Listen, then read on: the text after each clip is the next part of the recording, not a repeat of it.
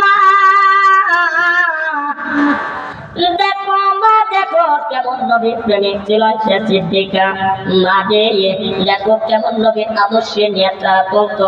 ও মা আজকে কিন্তু তোমরা সেই জাতির মা, সেই আদর্শ কিন্তু তোমার আমার ভিতরে কিন্তু নাই। মা রে আজকে যদি নবীর কথা স্মরণ করে একটু আব্বতে জুড়ে এই কোরআনের কথাগুলো একটু শুনতে পারো, হয়তো তোমাদের কলিজাটা অত্যন্ত ঠান্ডা হয়ে যাবে। মা রে তোমাদের মধ্যে ইমামটা ছিল মা কাবিদা।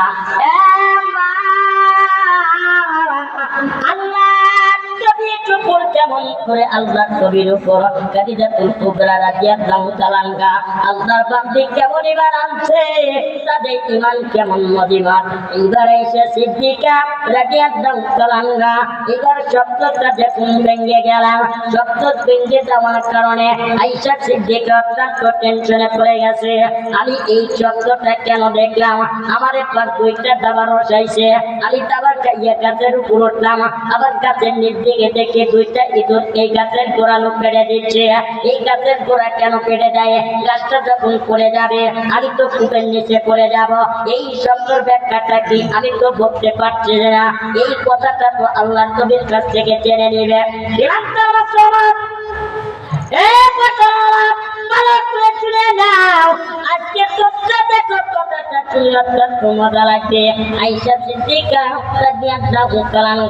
এইবার সঙ্গে সঙ্গে এবার বিছানা থেকে এমন ভাবে সকালবেলা দৌড় দিয়েছে, মসজিদ ভিতরে এমন একটা দৌড় দিয়েছে, মসজিদ ভিতরে বারান্দায় দিয়া আল্লাহর বান্দি আয়েশা সিদ্দিকা দাঁড়িয়ে গেছে।